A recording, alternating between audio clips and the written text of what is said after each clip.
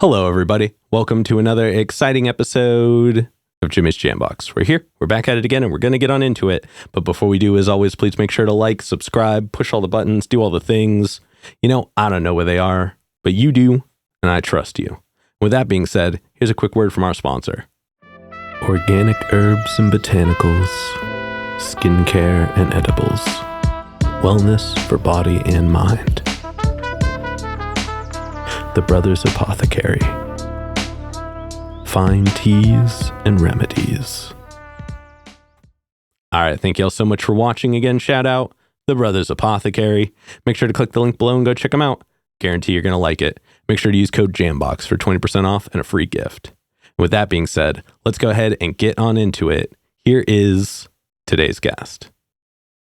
What's up, yo? It's DopaMean. Hello. Thank you so much for joining us. What's up with it? Yeah. Thanks for having me. Yeah, thanks for coming in. Why don't you tell us a little bit about, who you are, where you're from, what you do, give us that Tinder profile of your involvement with music. I don't have Tinder anymore. I feel like a liberated man. My phone battery lasts 10 times. So much longer. Yeah, I love that. It's insane. I could have my phone charged for 3 days, but I'm DopaMean. I live in Portland. So many things about me. I'm an electrician. I'm a veteran. I've been making music since I was 12. I've been doing music. Oh, damn.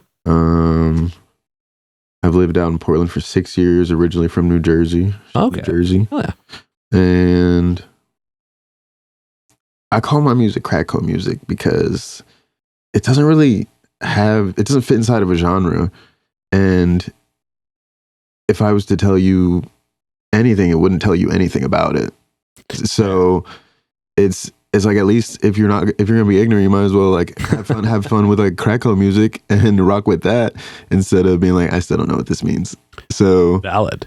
So that's kind of why I got tired of trying. People like, what genre is it? I'm like, it's like, if you were in a spaceship and you press the R&B button or something and you took some mushrooms or something, and people are like, I don't know what that exactly would sound like. I'm just press play. You got this.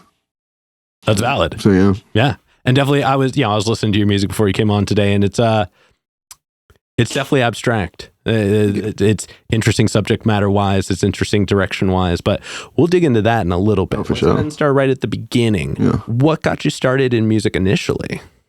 My 2 older brothers. I was 12. And they used to rap all the time. And they were rapping. I was like, I can't. And they were like, do it. And I was like, no. And they started whooping me, oh no, beating the shit out of me. And finally I started rapping, right? And I was like, I found this voice kind of. So I just freestyled up until I was 16, and then I started writing at 16, and really what inspires me to make music is not feeling seen myself in music and not having the voice, feeling like there was people out me in the music world that resonated with how I felt. I always felt like, where's me in the song? Where's this wordplay? I love how the English use words. Yeah. I feel like they actually use words. And I feel like as Americans, our vocabularies are so stunted, but I love words. I love wordplay. Love meanings. Love bouncing around on the beat. I feel you on that. So, but after writing, then I joined the Navy when I was 22. And so just kind of cooked and wrote things. And then when I got out, I came out here, and my little brother, sweet baby Jesus, love that kid. Man, love that man. That king. But love you, bro. He was like, dude, you gotta record some music. So some of my first songs are with Sweet Baby Jesus, and I have songs with him. We're working on a song called Flavors, going, oof, okay, fire. Okay. But he actually got me to release my first song, and then now I've been releasing increasingly more music, but really just wanting people to feel themselves in the bars and feel like uplifted in the music. And do you know what a Lightworker is? The name sounds familiar, but not offhand. A Lightworker hosts a lot of things, but I'm a Lightworker. I do electrical work, but to me, a Lightworker is someone that spreads light, and it could be in any way, whether it's like a smile or word, but someone that changes things and makes them more light when they leave and identify as a light worker. And I try to reflect that in my music. So, okay. Yeah. I love that. Thank you. Oh yeah.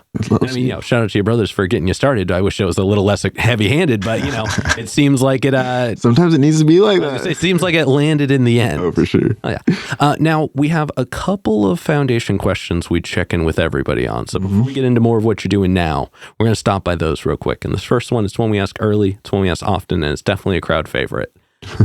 What was the first album you ever bought with your own money? Oh. This is embarrassing. I think it was like Kids Bop 8. Okay. That song was a banger. Yeah, I mean, hey, they were doing something. They had the Black Eyed Peas, that people killing, people dying. That was on there. I was fire. Hell yeah. I mean, all right, that might be one of the most unique answers we've gotten to that question yet. That's real, bro. Hell yeah. No, I love the that. CD player, dude. That motherfucker would skip like hell. I have to walk around like this. Yeah, not just show when it said anti-skip on all. They didn't. You had to have that one special pocket that didn't swing as much as the other ones. Yeah. Don't get bumped. Nope. People mess with the whole vibe. It's a wrap. Did you have the backpack with the little slot in it that you could keep it in so that it wouldn't shake as much? I mean, I don't remember, honestly. I mean, I have that now, but all the headphones are wireless. So yeah, I was going to say that's not really a thing. But not useful. No, I had a backpack back in the day where it had a pocket for a CD player so that it just kind of lived right there.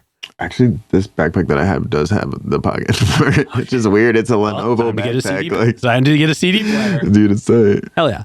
And then what was one of the first live shows you ever went to? That was one specifically that you wanted to go to. So you saw it was happening, you got tickets, and you went to it. Honestly, I didn't really go to shows until after I got out of the Navy. Well, that's fine. What was the first one you went to after the Navy? I want to say it was to see Blue in Exile in Seattle. Okay. And then I came and saw him here. Blue and Exile are damn, one of my favorites. I love them. It's incredible. Below the Heavens. That one of the best hip hop albums of all time. Damn, I bet that was albums of all time. I bet that was a crazy show. Smoking a joint with Blue was tight. Ooh, okay. Yeah. Okay. He wouldn't freestyle with me though. He was like, "All right, you freestyle." I was like, I was like, "Damn, come on, Blue, let's go." But I'm sure we'll have another chance to kick a flow. Yeah, definitely. Well, damn, that quality show for sure. Yeah, it was incredible. Hats off. Yeah. Keep making music, Blue and Exile. Y'all fire. Hell yeah. And then before we get into you in the current day, do you have a defining moment where you decided you wanted to take music more seriously? Since I was 12, music has always been, once I knew about that outlet, it's always been a way that I express myself. So I love making music, but I don't make music to gain clout or amass wealth. Yeah. I have a full electrical license, and that's on purpose because I don't want my art to be shaped by having to make money from it. And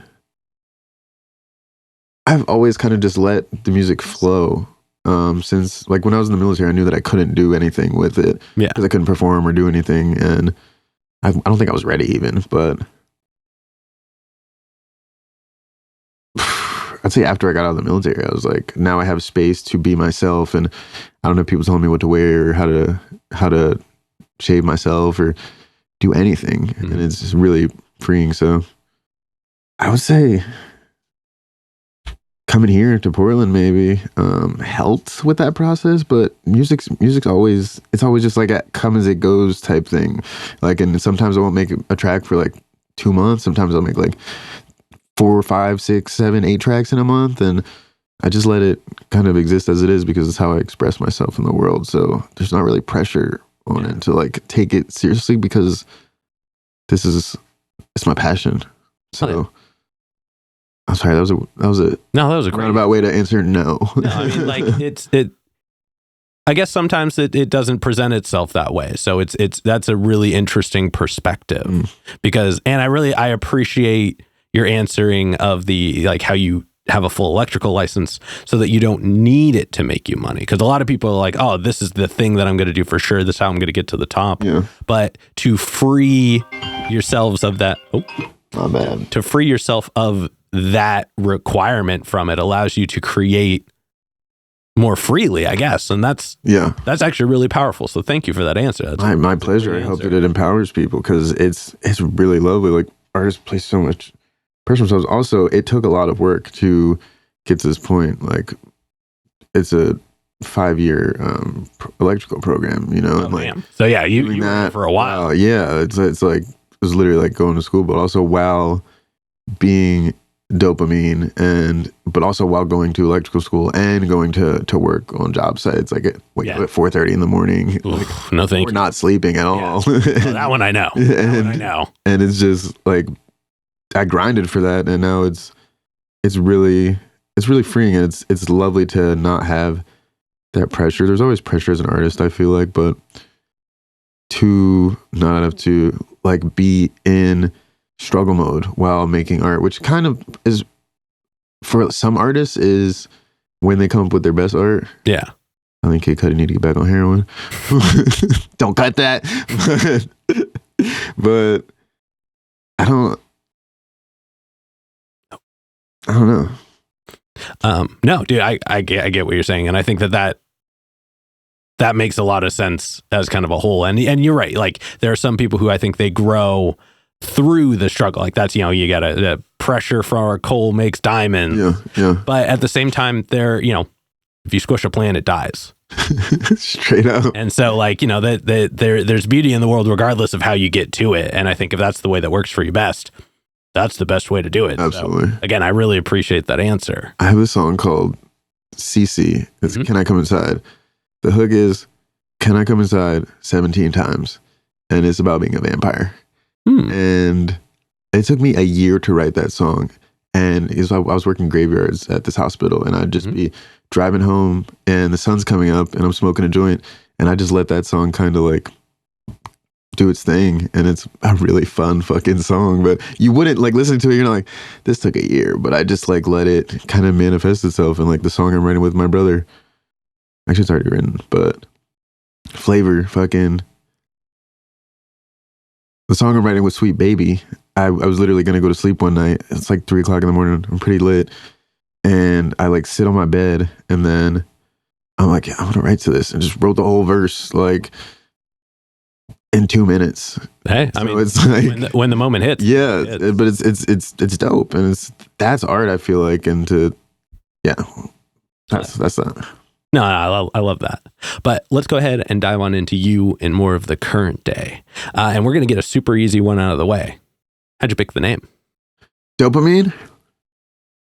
So originally, my artist name was Vice. Back in the day, like when I first learned how to produce, like I chefed up like some like old Wiz Khalifa beats, stuff like that, some old Logic stuff, and like looped them, and I have a couple songs on YouTube. I got like 300 plays while we're going up. Okay.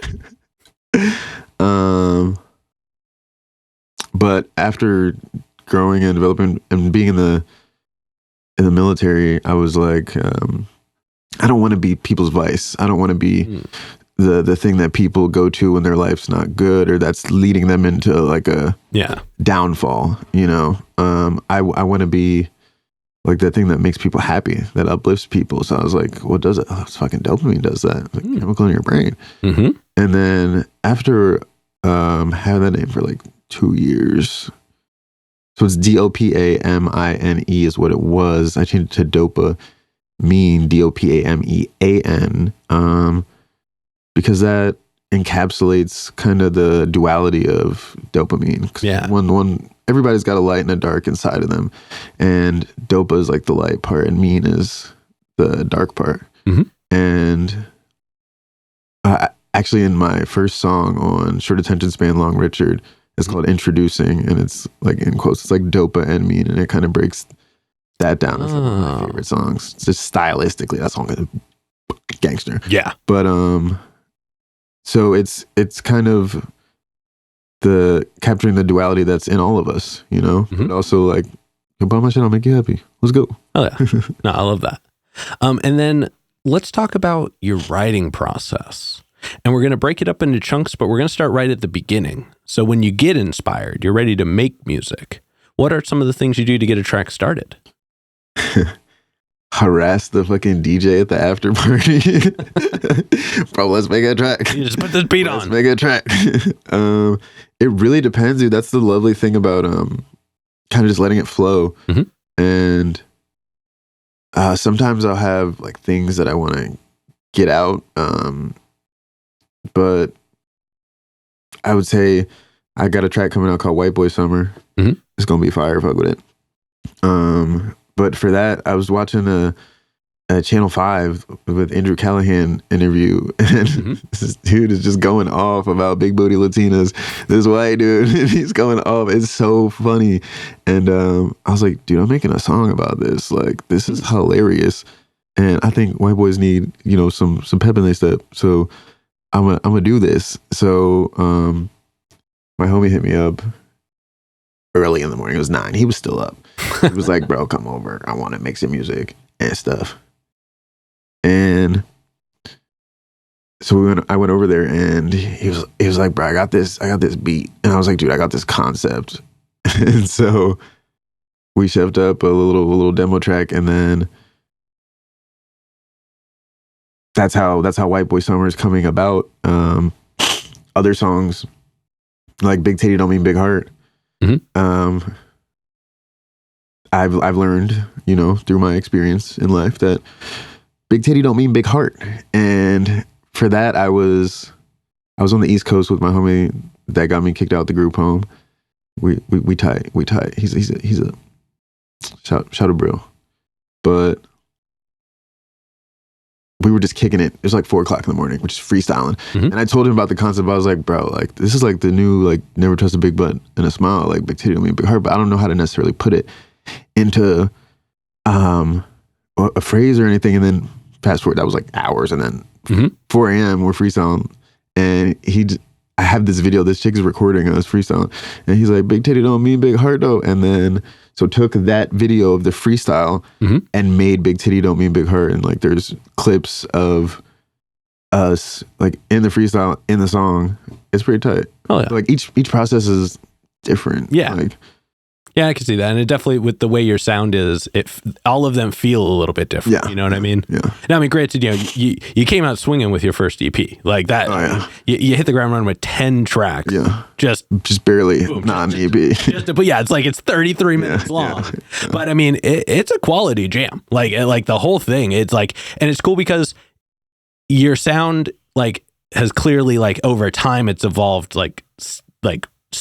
structurally, you know, you're getting better sonically, but you've clearly had a flow since the beginning. Yeah. It sounds very much like you. Thank you. I will say there is a little bit, just the tiniest bit of Flatbush Zombie in there somewhere. Yeah, dude. I can tell you which one. I get that, dude. I've been told that. When I was listening to it, I was like, okay, I can get this. Dude, I've literally been told I sound like all of Flatbush Zombie. Yep. And see, it's hilarious. I'm like, all of us? Kind of, yeah. Except for you don't have the deep voice. Yeah. But you know, you've definitely got that that cadence, that almost not anti-rhythm, but that ability to kind of move. Oh, you hear it. Yeah, for sure. And that's something that it fucks with people sometimes. It's I don't know, it's almost uncomfortable a little bit, but when you feel it, you're like, oh, damn. Yeah, but it's there. Yeah. And I mean, you know, I do this bit where I pick out a track that I really liked, and for me, it was Water Soluble. Water Soluble? Yeah. I love that. Yeah, and that, I mean, first of all, the beat was swanky. Yeah. Those horns, the clappy snares, and I mean, it all just worked really well. And your flow,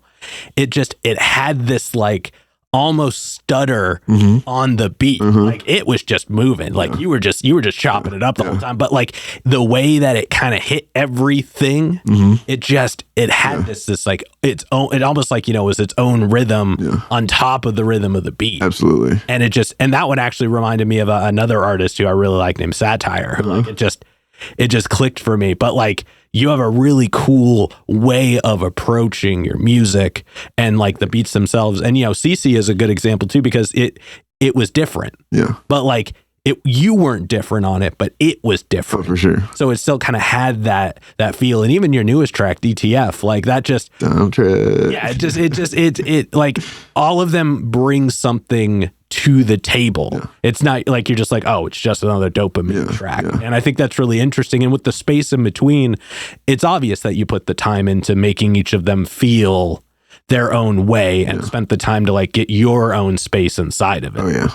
But I'm curious to know, what is your favorite track to perform? Right now, it's probably one of my unreleased songs. That's not. I have a project coming out called Doing Strangers Drugs Safely. Mm-hmm. Doing Strangers Drugs in Strange Places. That's what it's called. Doing Strangers Drugs in Strange Places. Okay. Safely. Mm-hmm. And it's called. Is the safely in parentheses? Yeah. Okay, cool. I was like, wow, that's actually what a nice touch. Doing Strangers Drugs in Strange Places safely. But I have a song called For My Creatures. Mm-hmm. That's really fire. And then all my songs with Sweet Baby, I really love. I got a song called Tires Bald in the Pussy too. Mm-hmm. We have a song. It's actually his song. So how this song came about is, speaking of process, I was still up from the night before. Mm-hmm. I missed my brother, and he lives like 30 minutes away, and I have his location, so I was like, I know he's home, and I'm going to pull up on him, and we're going to hang out. I went and got some 40s, and I pulled up, and I called him. I was like, bro, I know you're in there playing video games. It's like 9 o'clock in the morning. Mm-hmm. I know you're in there playing video games. Come kick it with me. Let's smoke. So he comes up to my car. We hop in. We're just drinking 40s on the street. And I'm like, show me what you're working on. And he shows me this track, and I'm like, oh, this shit is clean. Like, what's good? I'm like, I'm on it. I'm on this track. And so even in Tires Bald in the Pussy too, there's the recording that we took in the car from, like, you can hear the cars passing by, like, and that to actually spit the bars in Tires Bald in the Pussy took me 2 months after writing them to be able to actually spit them. That's that machine gun. Yeah. It's just nutty.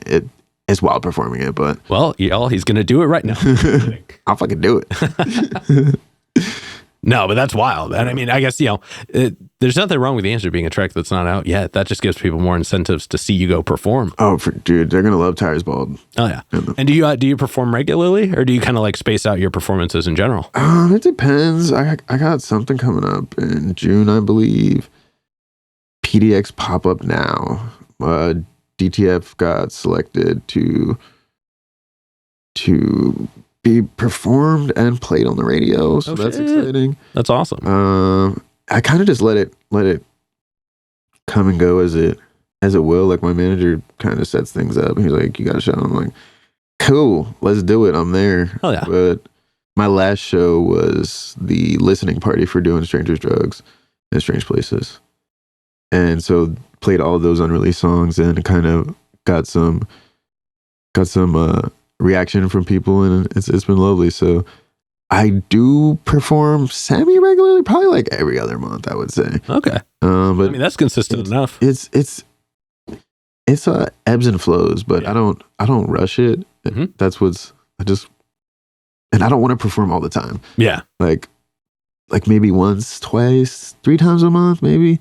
But not like every single day. Yeah, that's 3 times a month taxing. Is a lot already if you're doing it in the same place. Like that's, yeah, like I'm a firm believer that you should perform once a month and in different places every month. Yeah, for like a 3 to 5 month stretch. Yeah, and then, like, you know, circle back to where you were, go somewhere different. But that's neither here nor there. That's just I don't think I've ever performed twice in Portland yet. Okay. Yeah. Oh yeah. No, I mean, like I said, I think performing everywhere is kind of the way to go. You get new perspectives, you get new people. Like, you're not gonna, you know, eventually everybody in your area will know you. Yeah. So being able to go somewhere where people don't know you and let them know you is how they know you. Yeah. And sometimes I feel like you get a better reaction that way too from people that don't know. They're just like, this is they're like, wait, who's this? Yeah. Like, yeah, that makes a big difference for sure. And if you're prepared, if you're ready and you show up and you're good to go and you do it, then it becomes undeniable when they're like, oh, I remember when I saw him here, and someone's like, oh, I saw him here.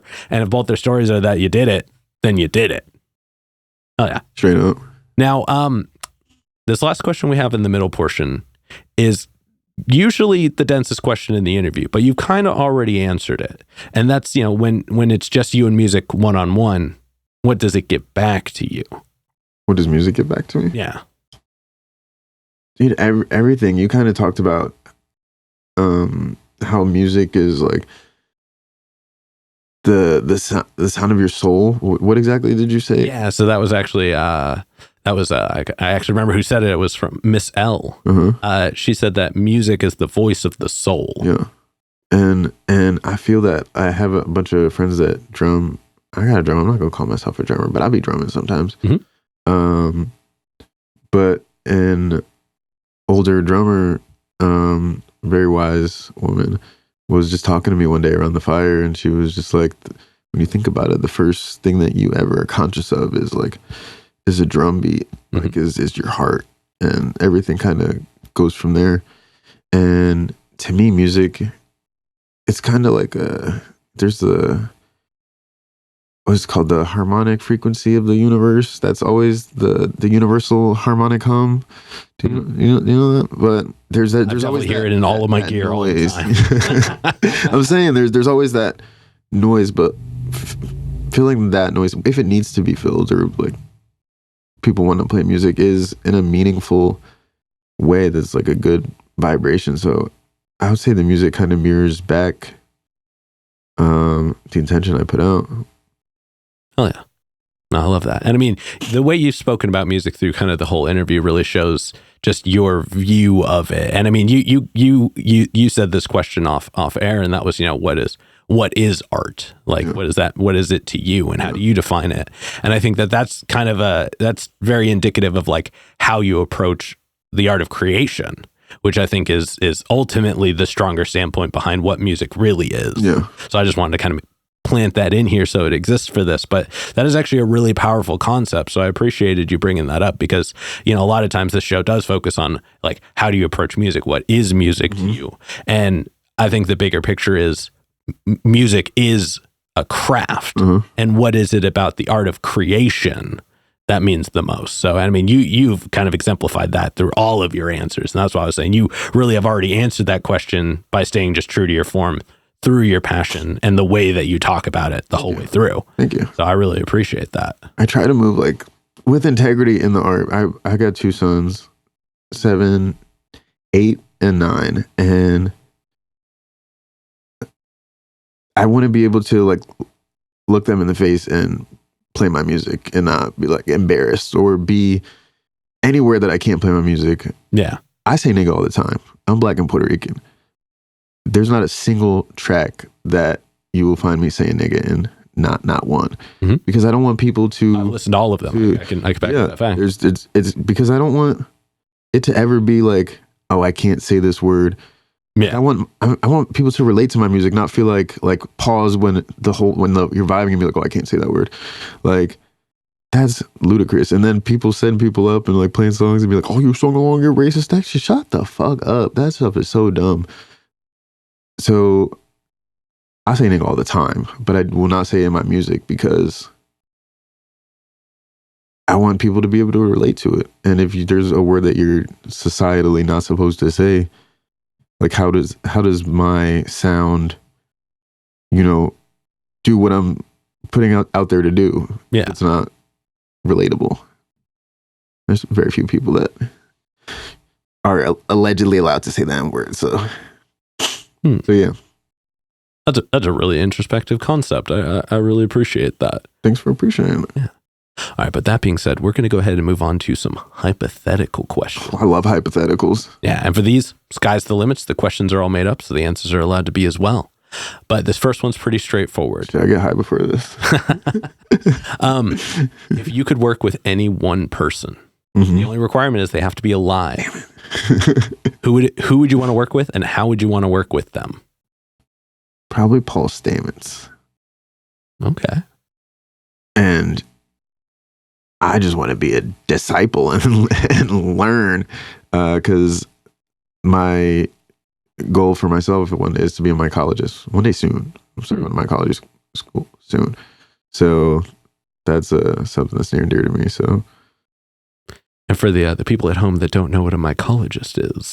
It is a mushroom scientist. Oh. Really, really awesome things. I support some mushrooms, and they're incredible as far as mental health and physical being.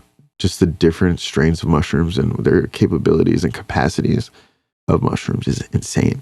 Did you know that the largest organism that we're aware of on the planet is in Oregon, in Eugene? I did not know It's that. a mycelium. Isn't it because like the whole network exists underground and it's all like intricate? I did hear about that. Yeah. And so you have an electromagnetic field, right? You're aware of that. So do I. Living beings, right? Mhm. Imagine the electromagnetic field like that has. Yeah. Like, and the effect that has on things. Maybe that's why things are so weird. Interesting. Pacific Northwest. Yeah. I don't know. Hmm. But that's something I think about quite often, because I feel coming here was a little... It was a breath of fresh air, kind of. Mhm. Especially being from the East Coast. It feels like a lot of that pressure that pressure to just exist, like it's lessened here, and there's pressure everywhere. So, but I don't know if that's because I'm distanced from where I was, or if there's actually something in the... I mean, it's definitely a recurring thing I've heard from people, especially like East Coast versus West Coast, that there is just like everybody is so much more like immediate and expecting of things on the East Coast. I feel like there's this need to move, this demand. Like if you're not moving this way, you're in the way kind of thing. No, straight up. But here, definitely, I mean, Oregon for sure, Washington to a degree, California until you get all the way to LA. Yeah. Like there is that ability to kind of move as your own. Absolutely. And like everybody kind of leaves a little more room for people to walk. Yeah. You know what I mean? I do. I went back to see my family over in Atlanta, and my nephew was like, "Teal, why you talk so slow?" They're from Philly, and I talk quick when I need to and can understand, but it's been nice to be able to talk slow and sitting through a green light behind somebody, because I can't be bothered to honk. I'm just like, I'm high too. Thanks for this break I didn't know I needed. I've dead ass sat through a green light behind someone, just like, I don't even care. Like, I'm chilling. That would never happen on the East Coast. No. You would be dragged out your car. Oh yeah. No, you get that honk 1 second after the green light. If you don't go the second the green light is green, straight up, you're gonna get it. Everybody. Like there's been multiple cars behind me. Given the person in front, there's like 3-4 cars and nobody honks, and the person just either gets it, or like eventually someone might do like a little polite, like, a little bip. But it's like all these people and everyone's just chilling. That's tight. That's really cool, and it's reflected in like what you said, more and more space to walk and more space to breathe. And there is nice too, so that's nice. I was gonna say there do be a lot of trees up here that make much more oxygen than there is concrete. You know what I mean? Yep. Yeah, no, I get that for sure.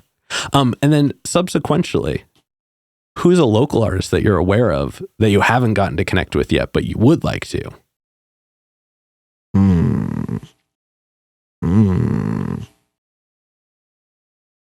My boy Scooter Rogers. Yo, shout out to Scooter Rogers. We're good friends, and he's a good dude. Yeah, he's a homie. I'm on his album cover for Joy, but we haven't made a song together yet. Interesting. So I'm stoked to get in the studio with Scoot. Oh yeah. We all know what to do. Add him in the comments. Let's make that happen as soon as possible, because that would be a quality jam for sure. Yeah. Oh, yeah. I know Scooter. That's my brother. So it's gonna happen. Yeah. It's just a matter of time. Yeah. That's the beautiful part about it being organic. Like, well, now I just want that track to exist. So me and Scooter. I want to see that happen. I got you. I'll hit him after this. Be like, hey, bro. Oh yeah.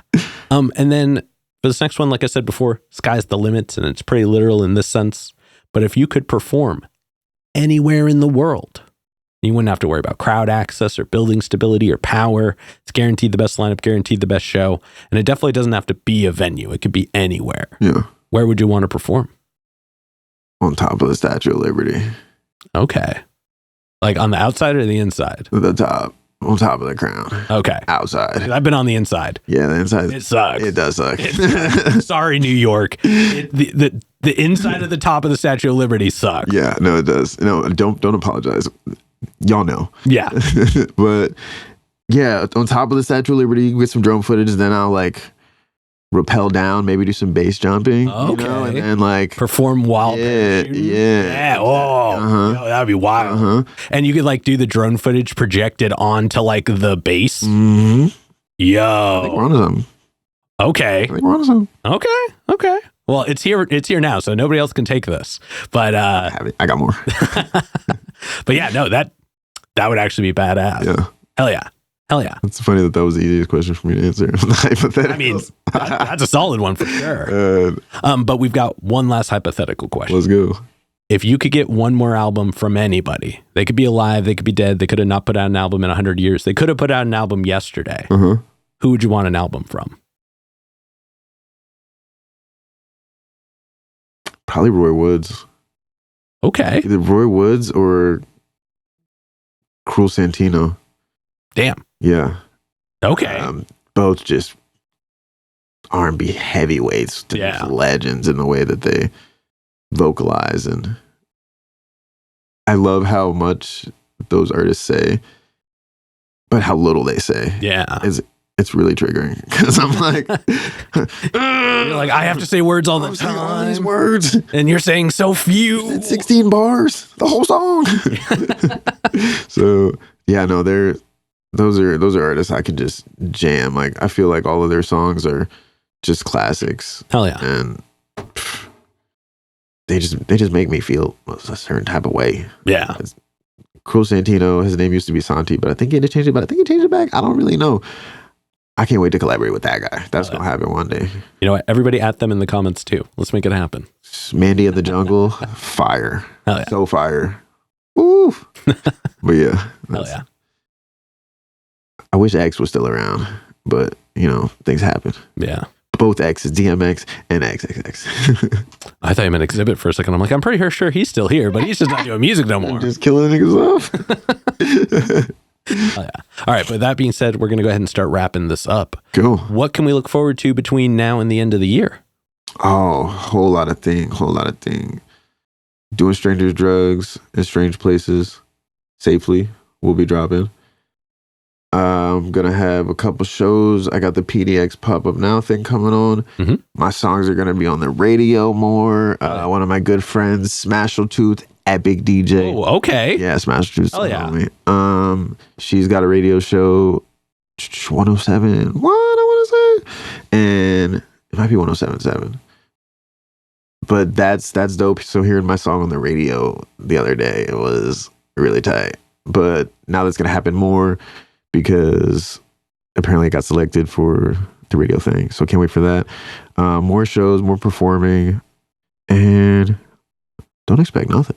Hell yeah. Yeah. Expect the unexpected. It's going to come when it comes. Hell yeah. You just got to make sure to follow you on everything. Just follow at DopaMean. I was going to say, yeah, go ahead and look straight into the camera. Tell everybody how they can find you. You can find me at IG on DopaMean, D to the O to the P to the A to the M to the E to the A to the N to the N. That's DopaMean. Boom. Got it. Hell yeah. Yeah. Hell yeah. So find me.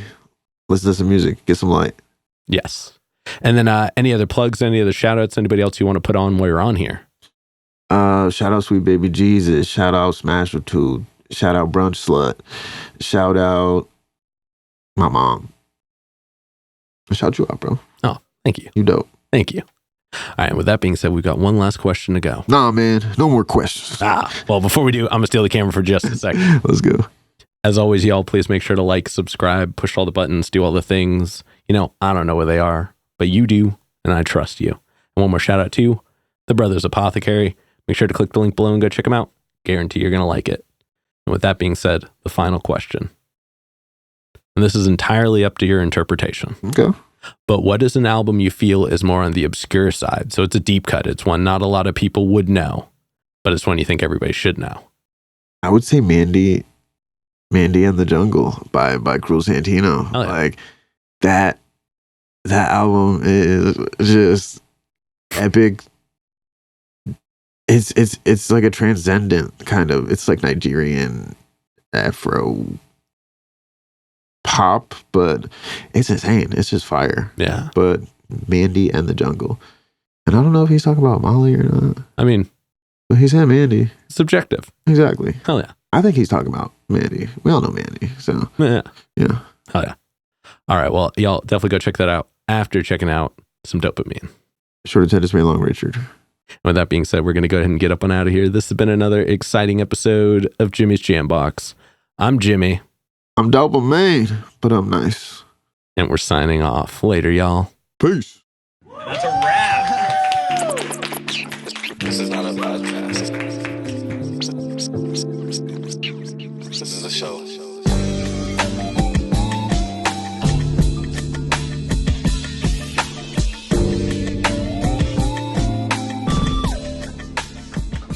Keep jamming.